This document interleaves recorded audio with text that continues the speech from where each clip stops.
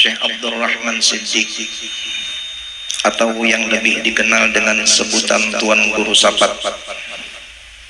Beliau adalah seorang ulama yang lahir pada tahun 1284 Hijriah atau tahun 1857 Masehi. Lahir di sebuah kampung kecil yang bernama Dalam Pagar, Martapura, Kalimantan Selatan. Beliau juga adalah salah seorang keturunan dari seorang ulama besar, yaitu Alimul Allamah Al-Arif Billah Maulana Syekh Muhammad Arsyad Al-Banjari, atau yang lebih dikenal dengan sebutan Datuk Kalampayan. Ayah beliau seorang yang alim dan tokoh umat di masanya, yaitu Syekh Haji Muhammad Afif, yang lebih dikenal dengan sebutan Datuk Landak, termasuk salah seorang pendiri Masjid Agung Al-Karomah, Martapura, Kalimantan Selatan. Syekh Abdurrahman Siddiq di usia 1 tahun ibunya yang tercinta telah tiada. Beliau menjadi seorang piatu tanpa belas kasih seorang ibu. Namun Allah Subhanahu wa ta'ala menghendaki lain.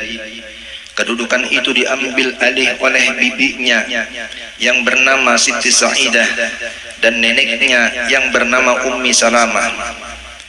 Kasih sayang mereka berdua tercurah bagai air terjun yang selalu memberikan manfaat ke semua arul mata air. Dari sana diajarkan kitabullah Al-Quranul Karim, sehingga di usia dini Syekh Abdurrahman Siddiq sudah hatam Al-Quranul Karim. Di usia 9 tahun Syekh Abdurrahman Siddiq mulai menimba ilmu agama. Beliau belajar dan menghafal ilmu-ilmu dasar seperti ilmu nahwu, ilmu tasrif dan lain-lain. Beliau belajar kepada seorang guru yang bernama Zainuddin, yang berasal dari Kandangan Hulu Sungai Selatan, yang saat itu masih belajar dan sambil membantu mengajar di pondok pesantren di kampung Dalam Pagar. Setelah usia beliau kurang lebih 13 tahun, sekitar tahun 1297 Hijriah, Syekh Abdurrahman Siddiq meneruskan mempelajari 3 pondasi keilmuan agama, yaitu ilmu syariat faqih, ilmu akidah tauhid, dan ilmu akhlak tasawuf. Beliau juga belajar ilmu tafsir, ilmu hadis, dan lain-lain.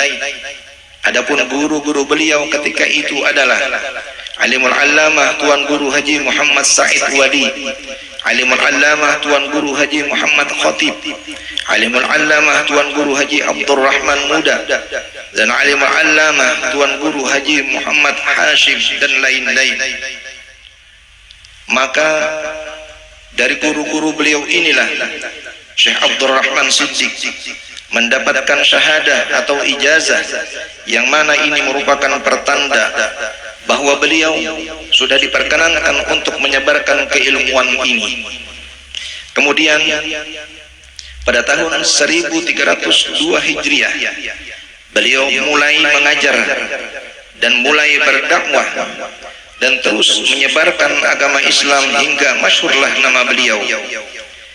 Di samping profesi beliau seorang guru, beliau pun bercita-cita ingin melanjutkan belajar ilmu agama ke tanah suci Makkah Al-Mukarramah. Akhirnya beliau berusaha dengan berkeliling negeri. Beliau mengembara ke berbagai negeri sambil berdagang batu permata, di antaranya ke wilayah Sumatera dan sekitarnya, yaitu Padang Panjang, Pulau Bangka, Palembang, Pariaman, Singkil, Perlak, dan Aceh. Di masa pengembaraan beliau berkeliling ke berbagai negeri, beliau juga menyempatkan waktunya untuk belajar, meminta doa, dan meminta barokah kepada ulama-ulama atau tuan-tuan guru yang masih hidup di kala itu. Kemudian setelah dirasa cukup bekal untuk pergi ke tanah suci, beliau pun memohon doa restu kepada orang tua beliau, sanak keluarga, serta guru-guru beliau untuk meneruskan pendidikannya, belajar dan memperdalam ilmu agama Islam di tanah suci Makkah. Kemudian pada tahun 1309 Hijriah dari Sumatera Teluk Bayur, beliau berangkat menuju tanah suci Makkah Al-Mukarramah untuk menunaikan ibadah haji serta menuntut ilmu agama di tanah suci Makkah Al-Mukarramah. Selama di tanah suci Makkah, beliau berguru kepada guru-guru atau ulama-ulama besar yang mengajar di Masjidil Haram. Adapun guru-guru Syekh Abdurrahman Siddiq selama di tanah suci Makkah adalah Alimul Allamah Syekh Bakri Sampo, pengarang kitab I'anatul Talibin, Alimul Allamah Syekh Ahmad Dimyati, Alimul Allamah Syekh Ahmad Bapadil, Alimul Allamah Syekh Zaini Dahlan, Alimul Allamah Syekh Sayyid Babasil, Alimul Allamah Syekh Umar Sambas, dan Alimul Allamah Syekh Nawawi bin Umar Al-Bantaini dan lain-lain. Di dalam beberapa sumber mengatakan guru-guru Syekh Abdurrahman Siddiq pada waktu itu sangat banyak. Dari mereka lah Syekh Abdurrahman Siddiq banyak mendapatkan sanad dan ijazah dari berbagai macam cabang ilmu agama.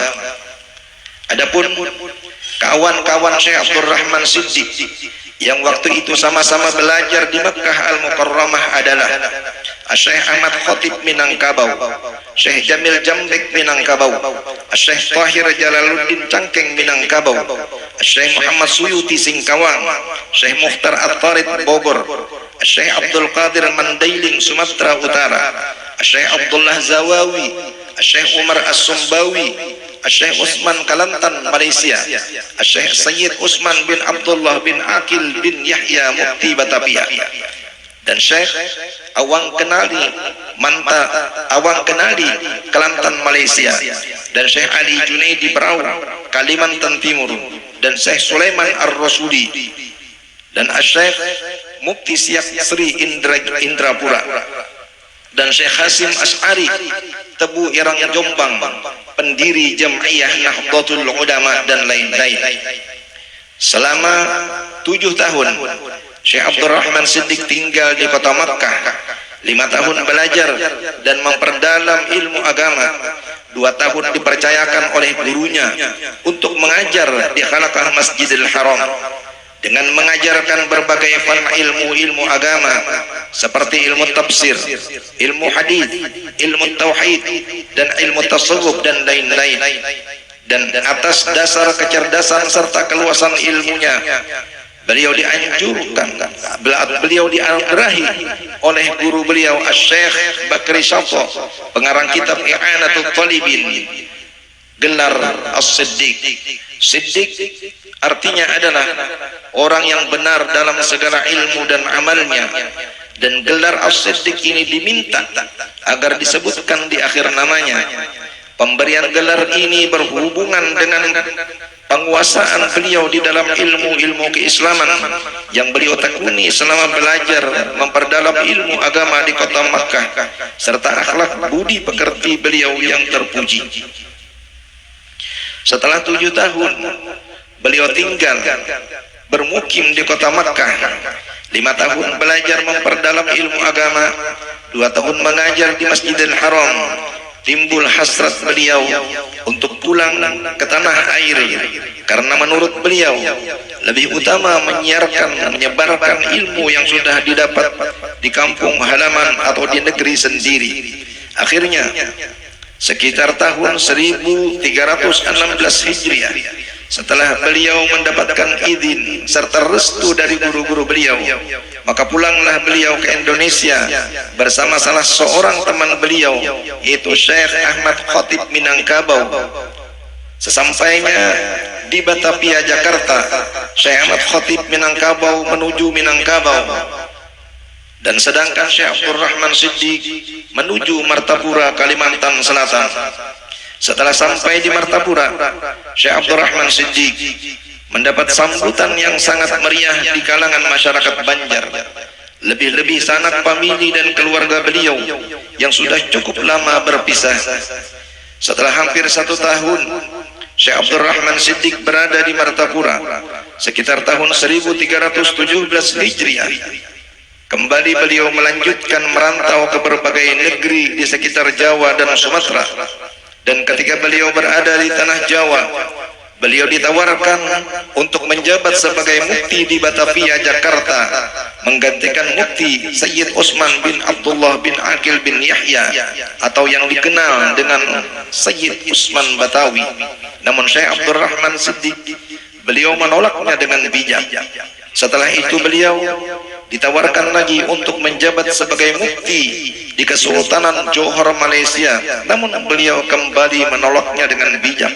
Akhirnya setelah beliau bermukim di Pulau Bangka selama kurang lebih 15 tahun dan kemudian hijrah dan bermukim di Kampung Sapat, Indragiri, akhirnya atas permintaan Sultan Indragiri, yaitu Sultan Mahmud Shah, Syekh Abdul Rahman Siddiq diminta dan dimohon dengan sangat agar mau menjadi mufti di kerajaan Indragiri yang berkedudukan di Rengat.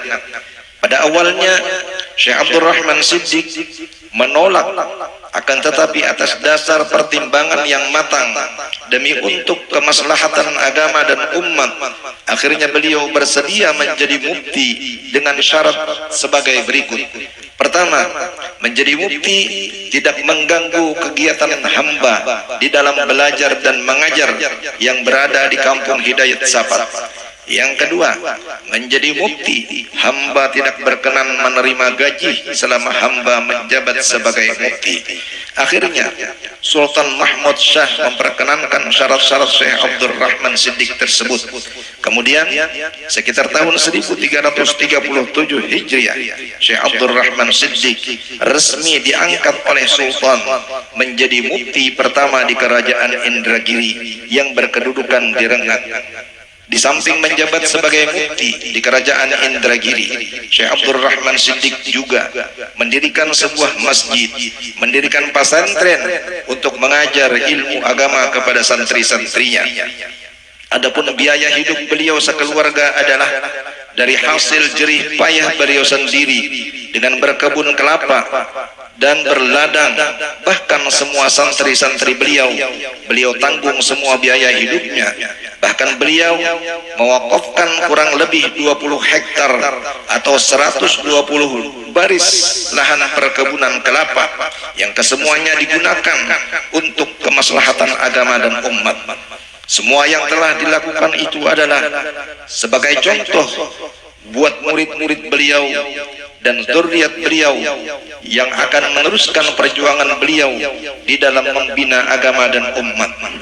Kurang lebih 30 tahun Syekh Abdul Rahman Siddiq mengajar dan berdakwah di wilayah kerajaan Indragiri. Muncullah guru-guru agama, muncullah ulama-ulama yang lahir dari pesantren beliau. Di antara ulama-ulama tersebut adalah Alimul Fadil Tuan Guru Haji Abdul Fattah Mumpa, Alimul Fadil Tuan Guru Haji Abdul Ghaffar Bangka Belitung, Alimul Fadil Tuan Guru Haji Rashidi Samau Tunggal, Alimul Fadil Tuan Guru Haji Muhammad Syekh, Alimul Fadil Tuan Guru Haji Mastur Sungai Piring, dan Alimul Fadil Tuan Guru Haji Abdul Hamid Sulaiman, dan Alimul Fadil Tuan Guru Abdul Murad Tampuling, dan Alimul Fadil Tuan Guru Haji Junaidi Jambi, dan Alimul Fadil Tuan Guru Haji Khalid Kampung Laut Jambi, dan Alimul Fadil Tuan Guru Haji Abdul Rahmat Tanjung Pasir, dan Alimul Fadil Tuan Guru Syekh Ibrahim Musa Parabek, dan Alimul Fadil Tuan Guru Syekh Khatamur Rashidi, seorang waliullah di Belinyu Bangka Belitung. Dan banyak lagi murid-murid Syekh Abdul Rahman Siddiq yang tersebar di berbagai penjuru negeri, baik di daerah Jambi, Tungkal, Rengat, Medan, Bangka, Malaysia, Singapura, dan lain-lain. Majelis haul yang dimuliakan Allah Subhanahu wa taala, sebagai seorang ulama besar, Syekh Abdul Rahman Siddiq telah melahirkan beberapa karya tulis berupa kitab-kitab agama dan sastra, yang antara lain Syair Ibarat Khabar Kiamat, Yang kedua, kitab Risalah Amal Ma'rifat. Ketiga, kitab Asrarus Shalah. Yang keempat, kitab Fathul Alim fi Tartibit Ta'lim. Yang kelima, Risalah Aqaidul Iman. Yang keenam, kitab Faraid. Yang ketujuh, Majmu'ul Ayat wal Hadis. Yang kedelapan, Mau'izatul Linnafsi. Yang kesembilan, Tazkiratul Linnafsi. Yang kesepuluh, Bai'ul Hayawan lil Kafirin.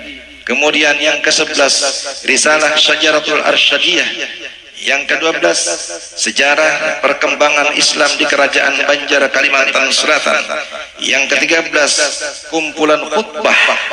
Dan kumpulan khutbah ini merupakan kumpulan khutbah Maulana Syekh Muhammad Arsyad Al-Banjari yang ditulis Syekh Abdurrahman Siddiq di dalam bahasa Arab Melayu, dicetak di Singapura pada tahun 1933 Masehi. Kemudian Risalah Takmilat Qaul Muhtasar. Dan menurut hasil penelitian Dr. Haji Muhammad Nazir, kitab yang dikarang Syekh Abdurrahman Siddiq tidak kurang dari 20 buah. Dan ketika agresi Belanda pertama pada tahun 1948 Masehi, madrasah dan pesantren peninggalan Syekh Abdurrahman Siddiq dibakar oleh Belanda. Keluarga dan murid-murid beliau hanya sempat menyelamatkan sebahagian saja dari karya Syekh Abdurrahman Siddiq. Keadaan ini pula yang membuat karya beliau masih selamat berserakan di tangan keluarga dan murid-murid beliau. Majelis haul yang dimuliakan Allah Subhanahu wa taala, hari demi hari, waktu ke waktu, badan pun semakin lemah, tenaga semakin berkurang.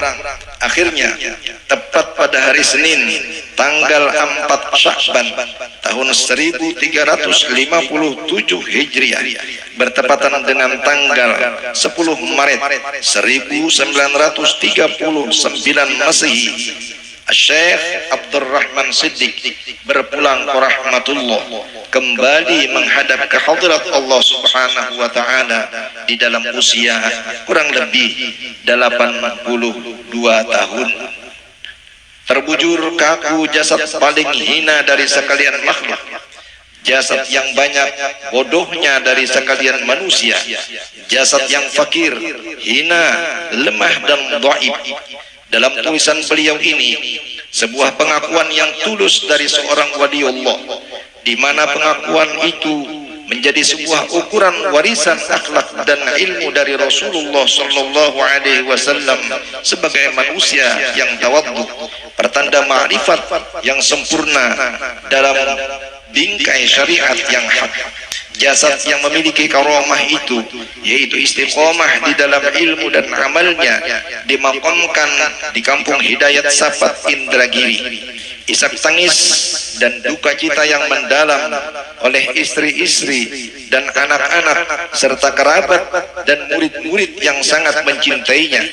Mereka telah kehilangan seorang ulama, maha guru yang selama ini menerangi negeri dengan ilmu dan amalnya, dengan beribu jasa yang tidak ternilai harganya, baik berupa harta, tenaga dan pikiran.